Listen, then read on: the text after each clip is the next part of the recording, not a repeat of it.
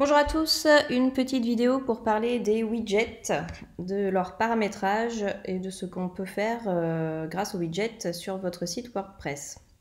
Alors on va commencer par définir ce qu'est un widget. Donc je vais vous mettre en commentaire de cette vidéo le lien vers un petit article très rapide mais qui explique très bien ce qu'est un widget, notamment sur WordPress, puisque c'est un widget, c'est pas spécifique à WordPress. Globalement, on peut dire que c'est un widget, c'est une sorte de petite application qui peut se positionner dans des endroits spécifiques du site. Donc concrètement sur WordPress, on a en général des zones de widgets spécifiques que sont par exemple les colonnes latérales. Donc par exemple ici vous voyez qu'il y a du contenu sur cette colonne qu'on va appeler colonne latérale. Et donc les widgets sont par exemple le moteur de recherche, le fait d'avoir les liens vers les réseaux sociaux et le fait d'avoir tout le menu avec des liens, enfin des menus cliquables. L'autre zone la plus classique des widgets sur WordPress, c'est le footer, donc le pied de page.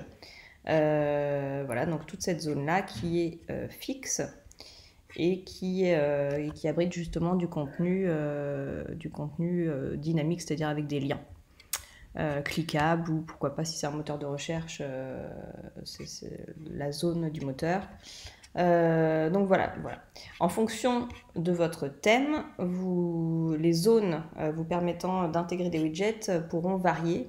D'une façon générale, on a toujours la possibilité d'intégrer des widgets dans le footer. Pour le reste, ce sera vraiment dépendant de votre thème.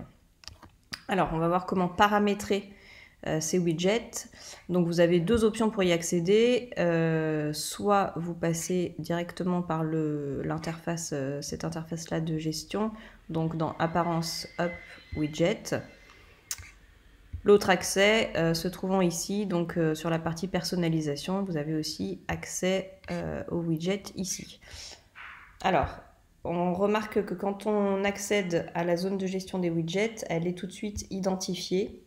Vous identifiez justement les différents emplacements qui sont disponibles sur votre thème. Donc ici, j'ai colonne principale, colonne latérale de la vitrine. Donc la vitrine, c'est ce qu'on appelle la home page.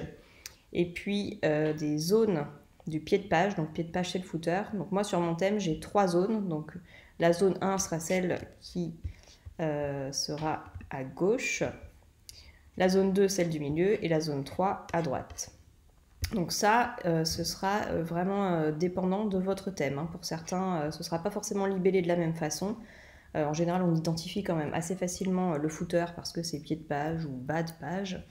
Voilà, mais sur certains thèmes, vous n'aurez que deux zones.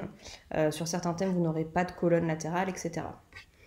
À noter aussi que certains thèmes vous proposent donc plusieurs zones qui ne seront pas forcément activées en fonction d'autres paramètres que vous aurez pu renseigner, notamment sur la forme des pages. Donc ce qui importe surtout, c'est de savoir comment est-ce qu'on remplit ces zones. Eh bien, tout simplement, c'est exactement le même principe que lorsqu'on construit un article ou une page, c'est-à-dire que c'est un principe de bloc. Donc voilà, j'ajoute ou je supprime des blocs. J'ai un certain nombre de choix, donc qui est un tout petit peu plus restreint sur les widgets que par exemple sur les pages ou les articles. Mais vous avez quand même voilà, beaucoup d'options de contenu. Et puis charge à vous justement d'intégrer le contenu soit qui sera demandé, soit que vous souhaitez intégrer sur la zone de widget. Voilà, j'espère que cette vidéo vous aura aidé. Bon courage à tous et à très vite.